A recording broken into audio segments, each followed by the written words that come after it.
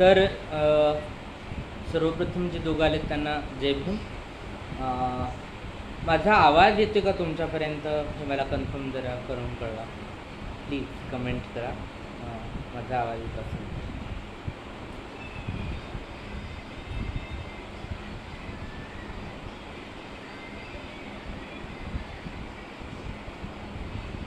येतो का माझा आवाज?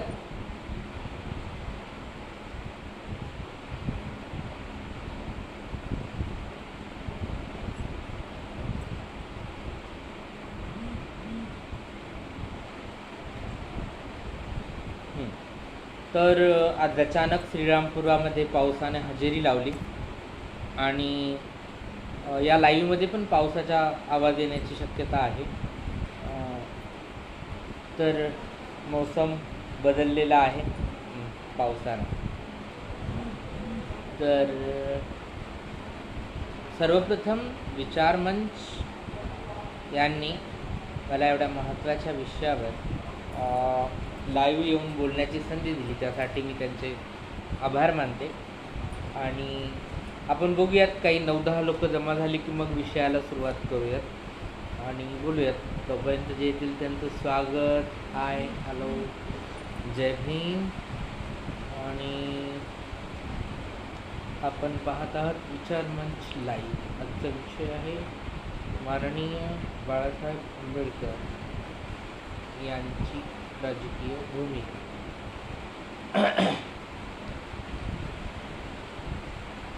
सो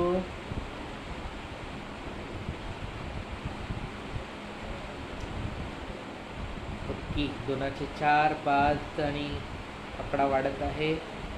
तर आपण किमान 10 लोक आल्यानंतर मुद्द्याला सुरुवात करू. बाकी येणारे आपल्यासोबत जोडल्या जातील.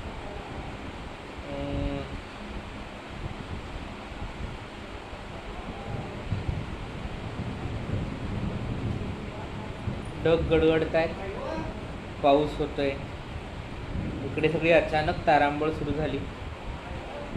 आय होप सो या पावसासोबत कोरोना धुवून जावा.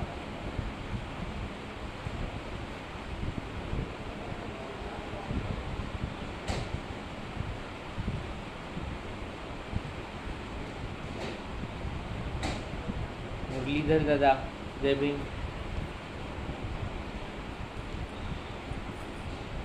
तर आज 10 मे आणि आजचा हा दिवस आंबेडकरी जनता स्वाभिमान दिवस म्हणून साजरा करते. आज फेसबुक, इंस्टाग्राम, ट्विटर, टिकटॉक सगळी सोशल माध्यमं बाळासाहेबमय झाली आहेत आणि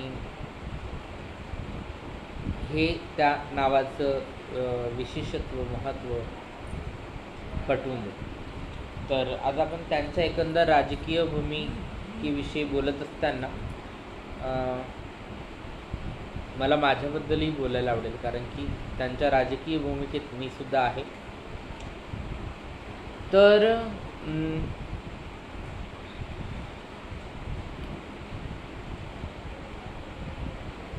2018 पंढरपूर येथे धनगरांची एक मोठं संमेलन झालं आणि ह्या संमेलनामध्ये, या संमेलनाचं अध्यक्षपद आणि त्या संमेलनातील समुदायाचं म्हणजे धनगर समुदायाचं नेतृत्व धनगर समुदायाने माननीय बाळासाहेब आंबेडकर यांच्या हातात सोपवलं आणि वंचित बहुजन आघाडीची बीजं रोवल्या गेली.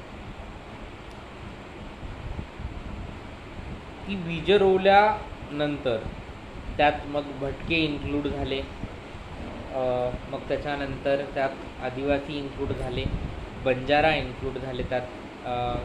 आणि असं करता करता समाजातील प्रत्येक तो तबका जो आजपर्यंत सत्तेपासून वंचित राहिला आहे, ज्याला सत्तेमध्ये समप्रमाणात किंवा सहभागसुद्धा मिळालेला नाही, असे सगळे समुदाय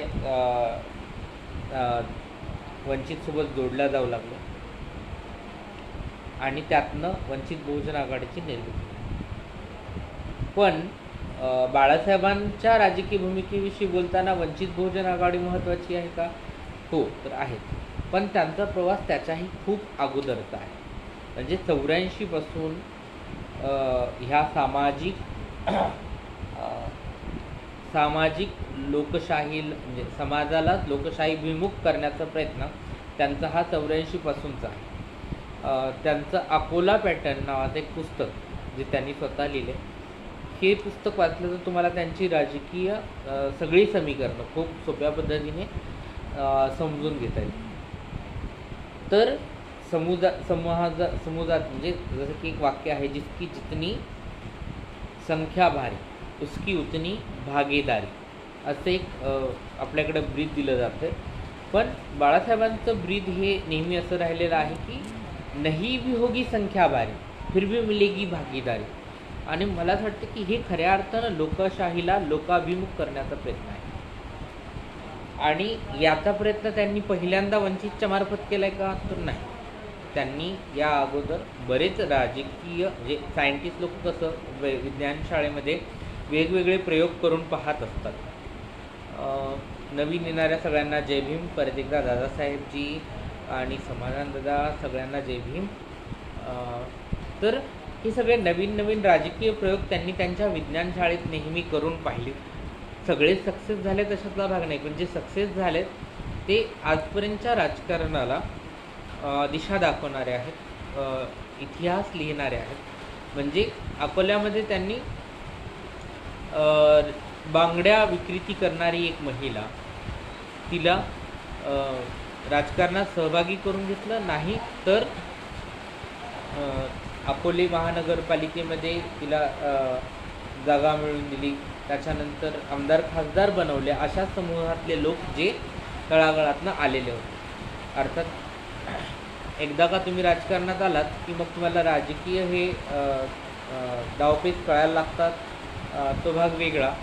त्याच्यानंतर आत्ता हल्ली काही लोकांनी तो दाखवला.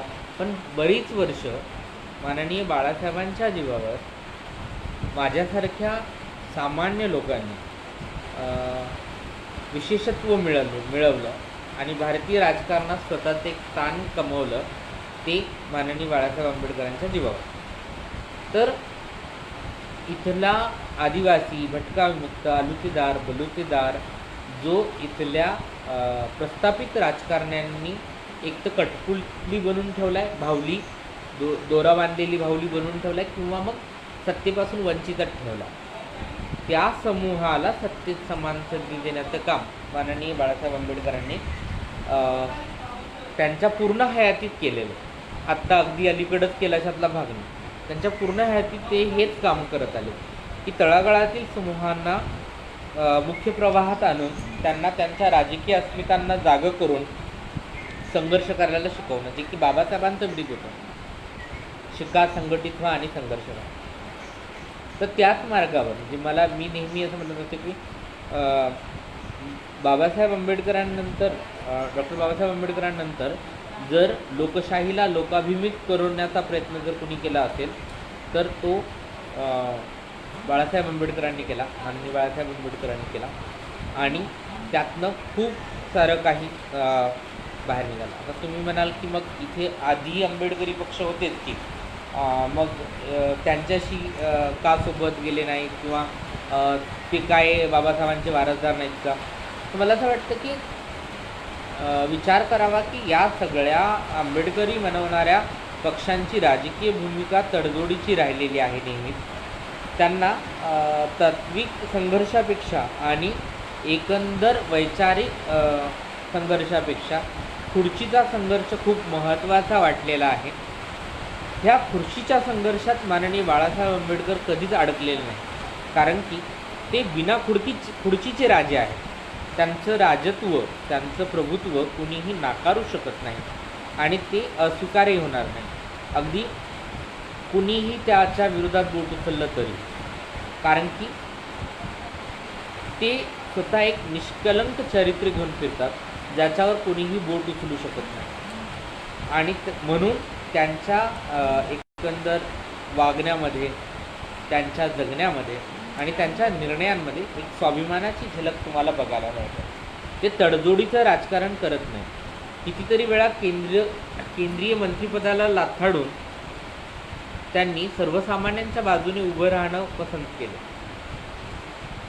आज इतका मोठा वारसा असताना म्हणजे इथे साध्या नगरसेवकाचा मुलगा सुद्धा, भारतीय लोकशाहीमध्ये नगरसेवकाचा मुलगा सुद्धा पिढीजात सत्ता आणि खुर्ची मिळाल्याच्या आविर्भावामध्ये लोकांवर रुबाब करत असतो. किंवा साध्या एखाद्या आमदार खासदाराचा मुलगा पिढ्यानपिढ्या त्याचा मुलगा सत्ता भोगत असतो आणि त्रयस्थ वंचित घटकातील लोकांना यात संधीसुद्धा मिळत नाही. पण माननीय बाळासाहेब आंबेडकरांना इतका थोर वारसा असताना सुद्धा कुठलाही स्वार्थ न बाळगता अगदी तळागाळातील लोकांना त्यांनी ज्या पद्धतीने वर आणले, याचा विचार मात्र देशातील जनतेने करायला पाहिजे असं मला वाटतं. काय आहे बाळासाहेबांची या राजकारणामागची भूमिका आणि या सगळ्या संघर्षामागची भूमिका? तर इथला जो काही सुतार आहे, कुंभार आहे, चर्मकार आहे, मातंग आहे, धनगर आहे, धोबी आहे, कोळी आहे, न्हावी आहे, या सगळ्यांच्या एकंदर संख्यात्मक तुलनेत यांना राजकीय सहभाग मिळाला का आजपर्यंत? कधी नाही. राखीव जागांवर सुद्धा इथे प्रस्थापितांचं लागून करणारी लोकच सत्ताधारी म्हणून जातात आणि मुख्य सत्ता मात्र प्रस्थापितांच्याच हातात राहते आणि ST OBC वरनं आरक्षित म्हणून जाणारी लोक फक्त सह्या करायपुरती कामाला राहतात. म्हणजे इव्हन महाराष्ट्रातली बरीचशी नेते मंडळी महाराष्ट्रात निर्णय घेऊ शकत नाहीत, त्यांना दिल्लीला जावं लागतं. पण माननीय बाळासाहेब आंबेडकरांचा प्रत्येक नेता आणि प्रत्येक कार्यकर्ता स्वतःचे निर्णय स्वतः घेतो आणि माननीय बाळासाहेबांचा त्यांच्यावर पूर्ण विश्वास आहे. कारण की सगळी नेते मंडळी आणि लाईट गेलेली आहे इथे. कुणाचा एखाद्याचा मोबाईल आहे का? Okay, thank you so much. आई आम्ही तुला 10-15 मिनिटांनी फोन करेल.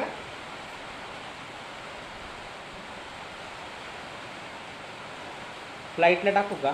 हो, फोन येणार ते सांगितलं ना. येस. तर आता आपण उरलेलं लाईव्ह असं पूर्ण करूयात. ओके. हां, तर वंचितची घोषणा झाल्यानंतर बरेच लोक B team, C team, T team काय की स्वतःचीच नावं दुसऱ्यांवर लादून सांगत होते. आणि मला हे म्हणायचं की ही जी विरोध करणारी लोकं होती आज कुठे आहेत हे आपण तपासून पाहिलं पाहिजे. किंवा ज्यांनी बी टीम म्हणून बाळासाहेबांची साथ सोडण्याचा प्रयत्न केला ते आज कुठे आहेत हे पाहिलं पाहिजे. की कुणाच्या सोबत गेलेत हेही पाहिलं पाहिजे. आणि ते ज्यांच्यासोबत गेले त्यांना बाळासाहेबांचा विरोध का होता? कारण की त्यांनी प्रस्थापित राजकारण एका विशिष्ट परिवारांपुरतंच मर्यादित करून ठेवलं होतं. प्रस्थापित राजकारणाला घराणेशाहीच्या जोखडदंडात बांधून ठेवलं होतं आणि जरी मोकळं केलं असेल तर त्याची लगाम मात्र प्रस्थापितांच्या हातातच होती. त्यांनी त्या लगामीला ढील सोडलेली नव्हती. या देशातील अर्थकारण आणि राजकारण विशिष्ट घरांच्या मुखियांच्या हातामध्ये फिरत होतं आणि म्हणून इथल्या अर्थव्यवस्थेतील महत्त्वाचा भाग असलेले उद्योग व्यवसाय असतील, जमिनी असतील, शिक्षण क्षेत्र असेल किंवा साखर कारखाने असतील किंवा इथल्या प्रमुख अर्थकारणातील प्रमुख उद्योग व्यवसाय असतील, हे सगळे प्रस्थापितांच्या हातामध्ये राहिलेले होते. आणि हे प्रस्थापितांचं सगळं लागून चालन न करता स्वतःचं स्वाभिमानाबाणा जपत ज्यांनी स्वतःची वाट निवडली त्यांना इथे नामोहरम करण्याचा प्रयत्न प्रत्येकाने करण्याचा प्रयत्न केला, जे आज सत्ताधाऱ्यांच्या मांडीला मांडी लावून बसलेत किंवा सत्ताधाऱ्यांच्या सोबत स्वतःला बुद्धिजीवी म्हणून घेत बसलेल्या आहेत. त्या प्रत्येकाने या सगळ्यामध्ये सहभाग नोंदवला आहे. ही आजची गोष्ट राहिलेली नाही. इथे आम्हाला परत एकदा घराणेशाही आणि वैचारिक वारसा याच्यातला डिफरन्स मला असं वाटते की समजून घ्यावा लागणार आहे. की माननीय बाळासाहेब आंबेडकरांना आज जे काही हासिल आहे यामध्ये डॉक्टर बाबासाहेब आंबेडकरांचा यांचा वैचारिक वारसा आहे, त्यासोबत त्यांचे स्वतःचे प्रयत्न आणि संघर्ष हेही तितकेच महत्त्वाचे आहेत. ते प्रस्थापितांच्या मांडीला मांडी लावून जर बसले असते तर आज देशाच्या राष्ट्रपती पदासारख्या ठिकाणी ते असते किंवा दुसरीकडं काहीतरी महत्त्वाच्या पदावर काम करत असते, पण त्यांनी या सगळ्या गोष्टींना कधीच भीड घातली नाही आणि इथल्या वंचितांचा, इथल्या बहुजनांचं, इथल्या आलुतेदार बलुतेदार समूहाचं राजकारण ते नेहमी करत आलेले आहेत. लाईट आली तर काय केलं ह्या राजकारणाने त्याचं एक उदाहरण द्यायचं झालं तर मला असं वाटतं की तुम्ही माझ्याकडं बघावं. मी वंचित बहुजन आघाडीमध्ये प्रवक्ता म्हणून काम करण्याच्या अगोदर काय होते तर मी एक कवयित्री होते आणि त्यासोबत जेंडर सेन्सिटायझेशनचे काही ठिकाणी लेक्चर करत होते. पण सामाजिक दृष्टिकोनात मी एक हिजडाच होते, कारण की वंचितच्या स्टेजवर जाण्या अगल्या दिवशीपर्यंत मी बाजारात मागत होते आणि ह्या समूहाला जे तृतीयपंथी म्हणतो आज ज्यांना आपण, ह्या हिजडा समूहाला आज तागायत राजकारणामध्ये कुणीही सक्रिय सहभाग दिलेला नव्हता आणि ज्यांनी दिला त्यांनी फक्त नामशेष म्हणजे नावापुरता असा सहभाग दिलेला होता. त्याच्याही पुढे जाऊन माननीय बाळासाहेब आंबेडकरांनी माझ्यावर प्रवक्तेपदाची जबाबदारी टाकली. म्हणजे ज्या समूहाला आवाजच नाही त्या समूहाला पक्षाचा आवाज बनवण्याचं काम माननीय बाळासाहेब आंबेडकरांनी केलं. तुम्ही जर पक्षाचे सगळे प्रवक्ते पाहिले तर तुमच्या लक्षात येईल की बंजारा असेल, गिचली असेल, हिजडा असेल, पारधी असेल, त्याच्यानंतर आदिवासी असेल, ज्या समूहांमध्ये नेतृत्व काय आहे याचं स्वप्नसुद्धा कधी पाहिलं जाऊ शकत नाही, त्या समूहातील तरुणांना त्यांच्या क्वालिफिकेशनला पाहत, त्यांना वर आणत, त्यांना राजकारणात सक्रिय करत, त्यांची राजकीय लालसा, त्यांची राजकीय आशा जागृत करण्याचं काम माननीय बाळासाहेब आंबेडकरांनी केलेलं आहे. तर या सगळ्यांमध्ये म्हणजे म्हणजे एकंदर लोकसभा विधानसभेमध्ये ज्या लोकांना तिकीटे मिळाली त्या excuse me please give me the. तर इथे MIDCचा खेळ चालू आहे त्याच्यामुळं आपल्याला हा खेळ खेळावा लागतं. तर हे लाईव्ह कंप्लीट लवकर करण्याचं काम मला करावं लागणार आहे बहुतेक, कारण की मैत्रिणीचा मोबाईल जास्त काळ इथे ठेवणं पण शक्य नाही. पण तरीही मी काही मुद्दे जसे की लोकसभा विधानसभेमध्ये जर समजा तिकीटं घराणेशाहीने वाटली असती, म्हणजे जर आपल्या इथे प्रस्थापित राजकारण्यांची जर घरं पाहिली तर एका घरात 5-5, 6-6 तिकीटं तर त्यांच्या घरातच होती, लोकसभेची असतील किंवा विधानसभेची असतील. तर तसं न करता लोकाग्रहस्थ फक्त स्वतः उभे राहून बाकी समूहातील तळागाळातील समूहांना प्रतिनिधित्व देत त्यांना नेतृत्वाची संधी दिली. इवन ज्यांना नगरपालिकेवर, ग्रामपंचायतीवर सुद्धा कोणी ओळखणार नाही अशांना पहिल्या फळीतील महत्त्वाचं पद देऊन त्यांचं अस्तित्व सिद्ध करून दाखवण्याची त्यांना संधी दिली. अर्थात प्रत्येकाला ती संधी टिकवता आली आणि जगता आली अशातला भाग नाही. काही जणांनी ती संधी दवडली आणि संधीचा बाजार करत त्यांनी स्वतःला विकलं, तो भाग वेगळा. पण मला असं वाटतं की बाळासाहेबांनी कुणाला संधी दिली, म्हणजे आम्ही काही त्यांचे नातेवाईक नव्हतो. मी बाळासाहेबांची नातेवाईक नाही.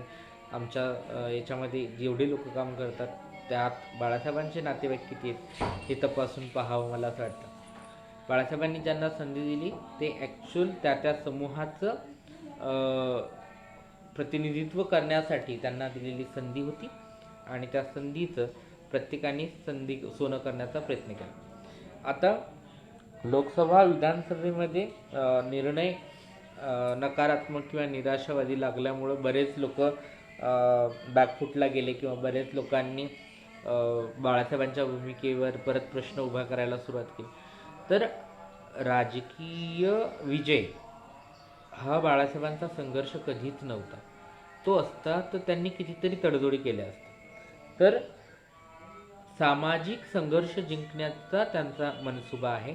या समाजातील तळागाळामध्ये राहणारे जगणारी जी लोक आहेत त्यांना राजकीय सहभाग मिळाल्याशिवाय लोकशाही लोकाभिमुख होणार नाही, लोकशाहीचं महत्त्व लोकांना खऱ्या अर्थानं कळणार नाही आणि लोक जोपर्यंत लोकशाहीला समजून घेणार नाही तोपर्यंत राजकारण हे गुलामीचं अपडेट मॉडेल होऊन राहणार आहे. कारण की गोऱ्यांची सत्ता गेल्यानंतर काळ्यांच्या हातात ही सत्ता आलेली आहे आणि ही सत्ता त्यांनी स्वतःच्या घरदार, सासू सासरे, सुना, व्याही, जावा, भावा, भाये, जेठ, देवर अशांना राजकारणात घेत घेत घेत घेत स्वतःचं प्रस्थापित केलेलं आहे आणि तुमच्या माझ्यासारखे मात्र वोटिंग करून घरी येऊन बसतात. त्यांना काही विशेष असं प्रतिनिधित्व मिळत नाही, मग ते कुठल्याही बाबतीत असो. आजपर्यंत इतके भारत देशामध्ये पूर्ण 4600च्या जवळपास काहीतरी जाती जमाती आहेत, पण शिट या लाईटचा खेळ पूर्ण होस तर असंच राहू दे माझ्याकडे. हां ओके, तर या सगळ्या जातींना राजकीय प्रतिनिधित्व मिळालंय का, या सगळ्यांचा विचार आपण केलाय का कधी? आणि ह्या सगळ्या जाती धर्मातील समूहांना राजकीय प्रतिनिधित्व मिळावं हीच माननीय बाळासाहेबांची भूमिका आहे. तर मला असं वाटतं की काही एक मिनिट, हां मी अर्धा तासच्या 22 मिनिटं वगैरे बोलली आहे. यासोबत काही प्रश्न आले तर मला म्हणजे कळेल की नेमकं अजून काय ऐकायला आवडेल तुम्हाला किंवा काय अजून मी थोडक्यामध्ये राजकीय बाळासाहेबांची भूमिका सांगण्याचा प्रयत्न केला. आय एम नॉट एक्सपर्ट, ही एक गोष्ट मला असं वाटतं की महत्त्वाची, पण मला या गोष्टीवर या गोष्टीवर बोलण्याच्या काबिल बनवलं माननीय बाळासाहेब आंबेडकरांनी. मला अजूनही आठवतं की मी पहिल्यांदा टी व्हीवर पॉलिटिकल याच्यासाठी चालले होते, डिबेटसाठी जाणार होते आणि त्या अगोदर अर्धा तास माननीय बाळासाहेब आंबेडकर अगदी परीक्षेला जाणाऱ्या मुलाला जसं टीच करतात त्या पद्धतीने बसून मला प्रश्न विचारत होते, माझं कॉन्फिडन्स लेवल वाढवत होते आणि मला धीर म्हणजे सांगत होते की घाबरायचं नाही, बिंदास उत्तरं द्यायची. आणि मी first time politically camera face करणार होते. तर मला सांगा की माझ्यासारख्या एका व्यक्तीला एखादी व्यक्ती इतकी घडवत असेल तर समाजातील इतर समूहाबद्दल त्यांची काय मानसिकता असेल, काय करायचं त्यांना वयाच्या 60-62व्या वर्षी एवढं झटून लोकांसाठी, एवढं रानोवन फिरून, एवढ्या सभा घेऊन, एवढी धावपळ करून काय करायचं, काय केलं त्यांनी. या जे आज नमसिंगीताईंची पोस्ट खूप सुंदर होती, त्याच्यातल्या पहिल्या 2 ओळी मला खूप आवडल्या की स्वातंत्र्योत्तर काळानंतर म्हणजे बाबासाहेबांच्या जाण्यानंतर आम्ही आमचं राजकीय उपद्रव्य मूल्य गमावून बसलो होतो आणि ते राजकीय मूल्य आम्हाला माननीय बाळासाहेब आंबेडकरांमुळे मिळालं.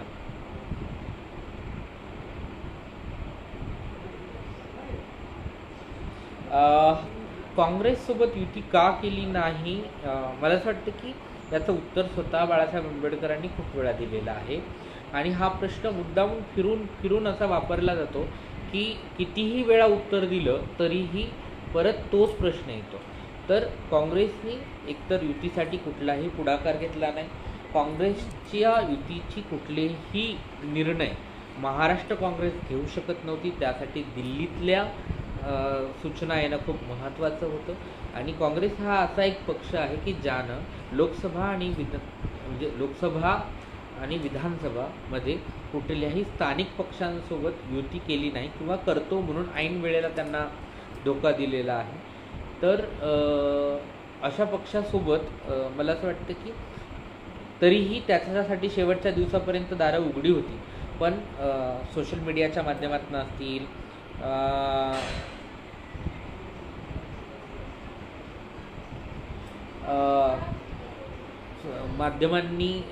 माध्यमांच्या माध्यमांनी का असेल त्यांनी अफवा पसरवायला सुरुवात केली की आम्ही 25 जागा ऑफर केल्या, आम्ही 30 जागा ऑफर केल्या, आम्ही 8 जागा म्हणतो, आम्ही 10, असं ज्या गोष्टीत काहीही संवादामध्ये आल्या नव्हत्या जशा अफवा सुरू केल्या होत्या. आणि काँग्रेसला हा नेहमी भ्रम राहिलेला आहे की वंचित समूहाच्या प्रतिनिधींनी त्यांच्यासमोर हुजरेगिरी करावी. तर ती न केल्यामुळेही बऱ्याच वेळा त्यांचा अहंगंड दुखावल्या जातो आणि काँग्रेसची एकंदर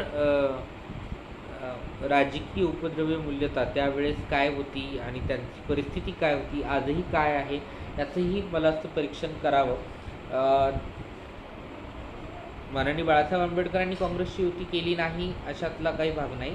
त्या युतीसाठी त्यांनी सक्षम नेतृत्व पुढे आणलं नाही की जो निर्णय घेऊ शकेल. फक्त गप्पा मारायला सगळेजण येत होते, पण डिसिजन मेकिंग पॉवर महाराष्ट्रातील कुठल्याही काँग्रेसी नेत्याच्या हातामध्ये नव्हतं आणि त्यांनी त्याचा वापरही केलेला दिसत नाही. कारण की जर तुम्ही राज्यभरातील एकंदर उमेदवार पाहिले तर काँग्रेसच्या नेत्यांचे नातलग हे राष्ट्रवादीतून उभे होते, राष्ट्रवादीच्या नेत्यांचे नातलग हे BJPतनं उभे होते आणि या सगळ्यांमध्ये प्रतिस्पर्धी नको होते. म्हणून त्यांनी ताटकळत ठेवत शेवटच्या क्षणापर्यंत वंचितला युती त्यांनी स्वतः केली नाही आणि मग शेवटून एक स्वाभिमानी आणि खंबीर नेतृत्व त्यांना त्यांच्या भाषेत उत्तर देणारच. आणि मला असं वाटतं की हे खूप गरजेचं आहे की अहम ब्रह्मास्मी म्हणून मिरवणाऱ्या लोकांना ते ब्रह्म नाही आहेत हे वेळोवेळी जाणीव करून दिलं पाहिजे. त्यासाठी आपण हरलोत तरी चालेल, कारण की आपण लढलोत हे महत्त्वाचं आहे. मला पद दिल्यानंतर समाजातील समंजस लोकांचं खूप चांगलं मत होतं, पण बऱ्याच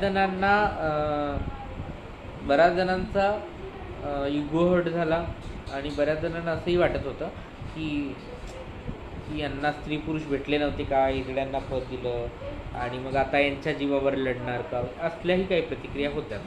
पण मोस्ट ऑफ आंबेडकरी मुवमेंटमधल्या लोकांनी मला खूप सराहलं, खूप सारं प्रेम दिलं, खूप आपलंसं केलं आणि त्यामुळे माझं बळ आणखीन वाढलं. त्याच्यामुळे मी निगेटिव्ह कमेंट्सना जास्त महत्त्व देत नाही. माझ्यासाठी हे महत्त्वाचं आहे की रस्त्यावर टाळ्या वाजवणारी मी आज संविधान रचिता, संविधान लिहिणाऱ्या माणसाच्या, महामानवाच्या नातवासोबत बसते उठते, त्यांच्यासोबत मांडीला मांडी लावून त्यांच्या मताच्या सोबत माझं मत मांडते. आणि हे स्वातंत्र्य मला इतर राज्यातल्या कुठल्याही पक्षाने दिलं नसतं.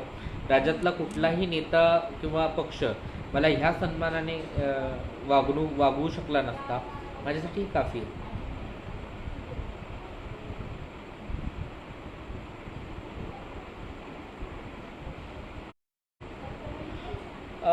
मला असं वाटतं की आंबेडकरी म्हणजे आंबेडकरी असणं म्हणजे काय, त्याचं एक छानसं उदाहरण रवीश कुमार यांनी दिलं होतं.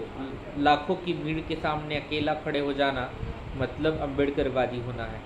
तो लोक आपल्यासोबत येतीलच अशातला भाग नाही, पण वेगवेगळे राजकीय समीकरणं चाचपडून पाहणं, वेगवेगळे राजकीय प्रयोग करत राहणं, लोकशाहीला लोकाभिमुख आणि सर्वांच्या हातात देण्यासाठी प्रयत्न करत राहणं हे आपलं काम आहे. कारण की आपण आंबेडकरवादी आहोत. त्यांनी मतं दिली नाहीत कारण की त्यांच्यावर हजारो वर्षाचं त्यांच्या नेणिवांवर जाणीवांवर सबकॉन्शियस माइंड आणि कॉन्शियस माइंडवर परिणाम झालेले आहेत. त्यांना राजकारण म्हणजे या देशातील विशिष्ट घराण्यांची गुलामी करणं हेच राजकारण वाटतं. बरेच जण मजबूर आहेत कारण की एखादा शेतकरी आहे तर त्याचं दूध ह्याच राजकारण्यांच्या डेअरीला जातं, त्याचा ऊस ह्याच राजकारण्यांच्या साखर कारखान्याला जातो, त्याची मुलं ह्याच राजकारण्यांच्या शाळेमध्ये शिकतात, त्याची कमवती मुलं याच राजकारण्यांच्या दवाखान्यांमध्ये किंवा इतर सोसायट्यांमध्ये कामं करतात. तर त्यांचं आर्थिक, सामाजिक आणि राजकीय परावलंबीकरणाची खूप मोठी एक काय म्हणतात साजिश, षडयंत्र हे हजारो वर्षापासून इथले प्रस्थापित करत आलेत आणि ते तुटायला खूप वेळ लागणार आहे. अजून इथल्या लोकांना, बऱ्याच लोकांना लोकशाही काय हे सुद्धा कळत नाही, कारण की त्यांचं मत हे ते चांगला राजा बघून देतात, चांगला सेवक बघून देत नाही. त्यांना राजा हवा असतो, त्यांना सेवक नको असतो. त्यांना त्यांच्या मताची जाणीव नसते. त्यांना त्यांचं मत बऱ्याच वेळा विकायचं असतं.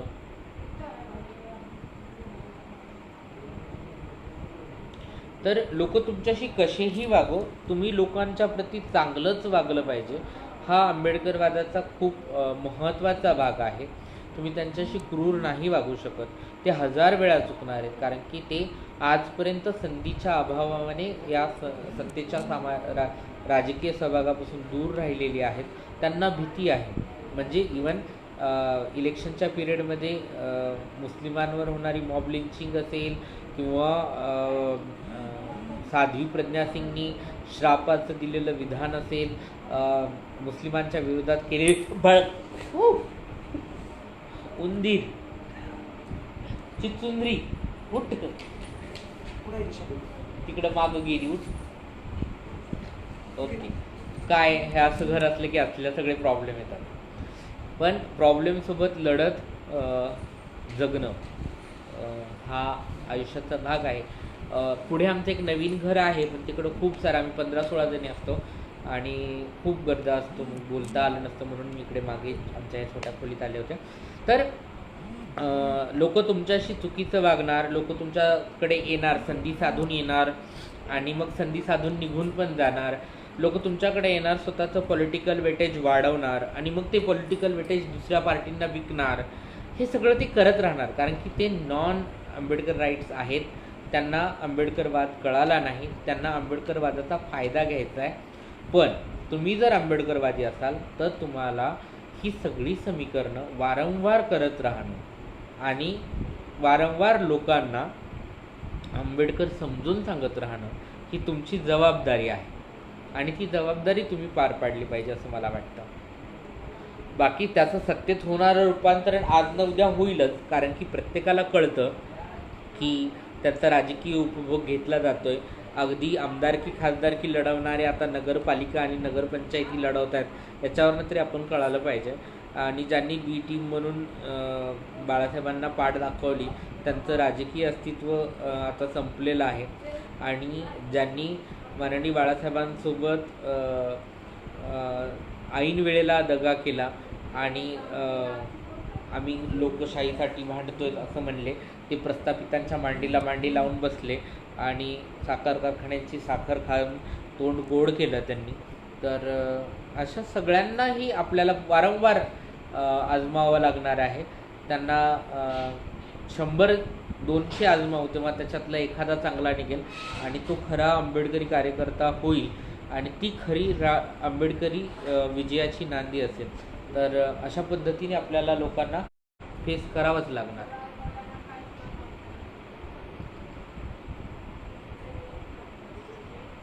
ओके,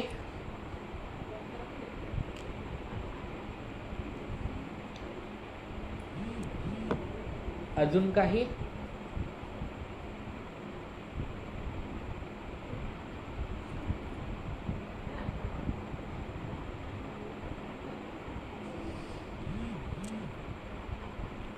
आंबेडकरी चळवळ संपणारी नाही. या देशात संविधान जोपर्यंत आहे आणि या देशात अन्यायाविरुद्ध बंड पुकारणारी शेवटची मूठ जोपर्यंत जिवंत आहे तोपर्यंत आंबेडकरी चळवळ संपणार नाही.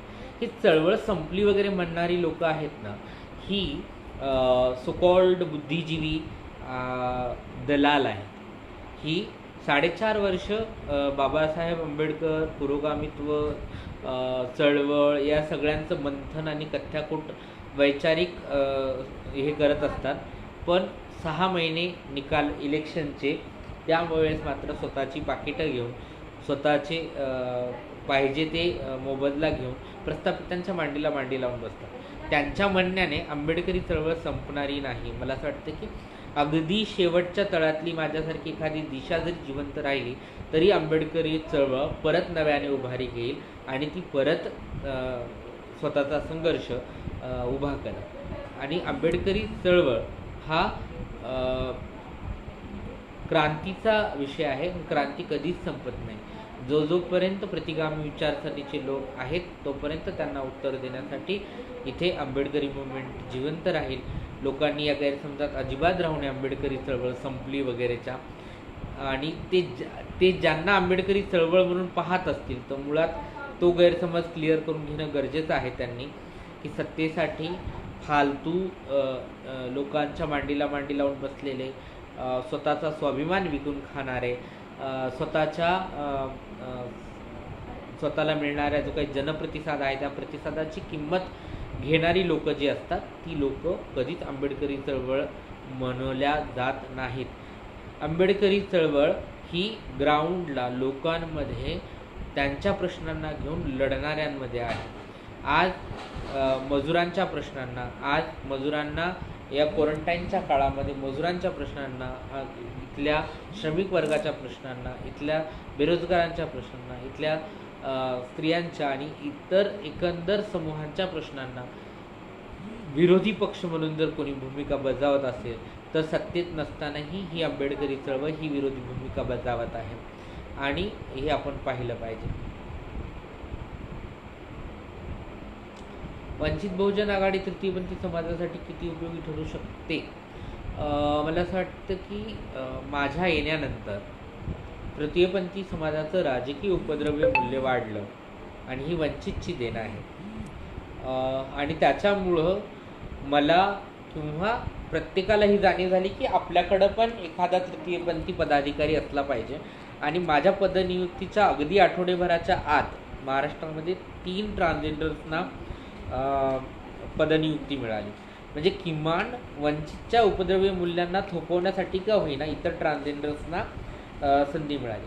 हेच अगदी SC ST OBC NT यांच्याच बाबतीतही झालं की वंचितमध्ये ज्यांना वेटेज मिळू शकतं अशा लोकांना विरोधी पक्षातील लोकांनी किंवा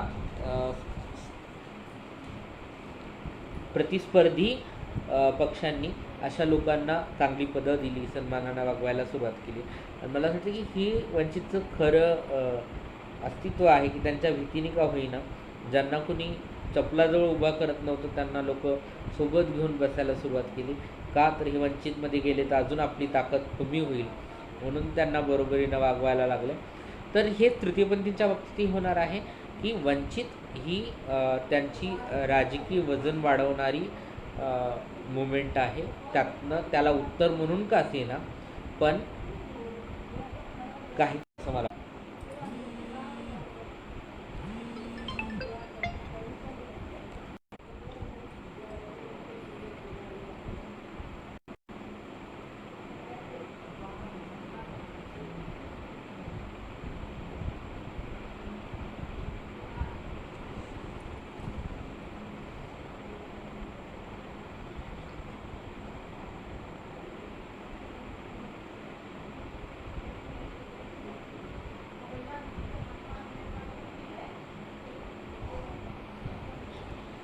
मी आत्ता सांगितलं की OBC SC ST या समूहातील बऱ्याच लोकांना आजही वंचितकडं येताना थोडंसं हे आहे, त्यांच्या मनामध्ये न्यूनगंड आहे, भीती आहे. त्याच्यासोबतच थोडीफार काय म्हणतात तो दंभ पण आहे की आम्ही थोडेसे म्हणजे इथला क्रायटेरिया असं राहिलेला आहे की आंबेडकरी मुवमेंटला नेहमी दलित किंवा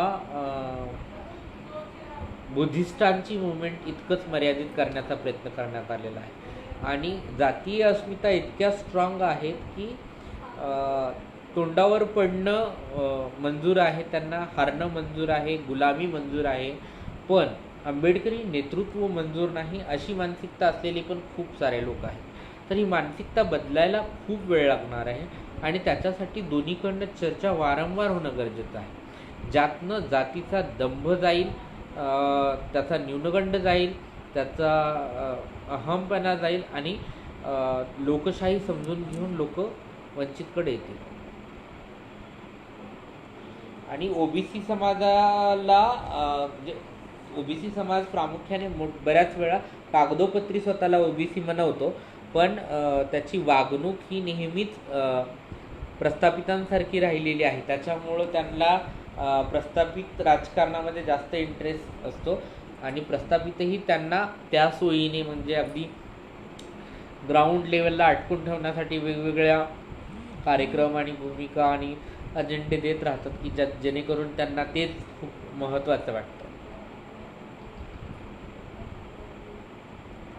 वेळ लागणार आहे. ओबीसींना छत्रपती शाहू महाराज समजून घ्यावे लागतील, महात्मा फुले समजून घ्यावे लागतील, छत्रपती शिवाजी महाराज समजून घ्यावे लागतील आणि मग त्यांना बाबासाहेब त्यांचे वाटायला लागतील आणि बाबासाहेब एकदा त्यांना वाटायला लागले की आपोआपच वंचितची भूमिका त्यांना त्यांची वाटायला लागेल.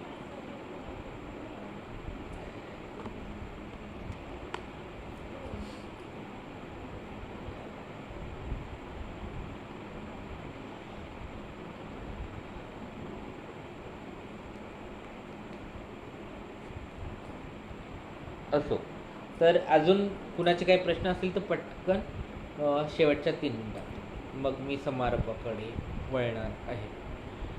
जय भीम विकासदादा.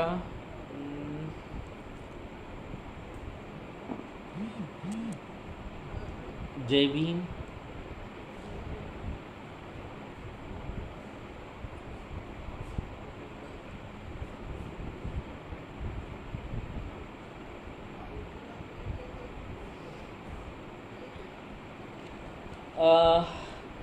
मी कवी जरी असले तरी मी ठरवून कविता खूप कमी वेळा करते आणि मला असं वाटतं की बाबासाहेब जसे त्यांच्या वैश्विक विचारांनी महान ठरतात, तसेच माननीय बाळासाहेब आंबेडकर हे सुद्धा मोठा अध्याय आहेत. त्यांना कवितेत बांधणं शक्य नाही आणि मी तसं कधी धाडसही केलं नाही की त्यांना मी माझ्या कवितेत बांधावं, पण भविष्यात नक्की मी कधीतरी बघेल जमलं तर, कारण की माझा शब्दसाठा खूप कमी पडेल त्या सगळ्या एकंदर संघर्षाला किंवा त्या जगण्याला. साधं तुम्हाला सांगते साधं एखाद्यानं सेल्फी मागितला ना तरी ॲटिट्यूड आणि माज येतो राव. इतक्या मोठ्या महामानवाचा नातू आणि इतकं साधं राहणीमान आणि इतक्या तळागाळातील लोकांचा विचार, अगदी पालावर जगणाऱ्या रस्त्याच्या कडेला झोपणाऱ्या माणसाचा विचार करणारं व्यक्तिमत्व. आणि म्हणजे मला मी खूप सारे राजकारणी खूप जवळून पाहिलेले आहेत, पण इतकी सिंपल साधीपणा मला कुठे आढळला नाही. लोक उजरीगिरी करतात, पाय पडतात, नतमस्तक होतात आणि ते बाकी नेत्यांना आवडतही. पण माननीय बाळासाहेब आंबेडकर हा माझ्या आयुष्यातले पहिले एकमेव नेते आहेत की जे पाया पडणाऱ्याला सांगतात की माझ्या आजोबांनी तुम्ही कुणाच्या पाया पडू नयेत म्हणून आयुष्य झिजवलं, तर तुम्ही कुणाच्या पाया पडू नका, कुणासमोर नतमस्तक होऊ नका, स्वाभिमानाने जगा, चांगलं वागा, चांगलं राहा, हे सांगणारा अगदी म्हणजे 20-25 लाखाच्या गाड्या घेऊन फिरणारे नगरसेवक पाहिलेत मी, आणि लोकलने फिरणारे माननीय बाळासाहेब आंबेडकर पाहिलेत, रिक्षाने फिरणारे माननीय बाळासाहेब आंबेडकर पाहिलेत, रस्त्यावर भाजीपाला विकत घेणारे माननीय बाळासाहेब आंबेडकर पाहिलेत. अहो, इवन की मला असं वाटतं की मी कुडाळ ते कोल्हापूर त्यांच्यासोबत हेलिकॉप्टरमधनं प्रवास केला, तर एका सर्वसामान्य कार्यकर्तीला इतक्या बरोबरीचा दर्जा देणारा नेता मी पहिल्यांदा पाहिला. जरा नेता म्हणजे दुसऱ्या फळीतला नेता जरी जरा पुढं जायला लागला तरी खांद्याला हात धरून मागं ओढणारे नेते या महाराष्ट्राने पाहिलेले आहेत. फोटोत यायला लागला म्हणून कोपऱ्यानं खळी देणारे नेते महाराष्ट्राने पाहिलेले आहेत. तरी अशा नेत्यांची इथे हे असताना माझा नेता मला माझ्या बरोबरीने वागवतो आणि लोकशाहीच्या मानवी मूल्यांचं जतन करतो, याचा मला खूप सार्थ अभिमान आहे.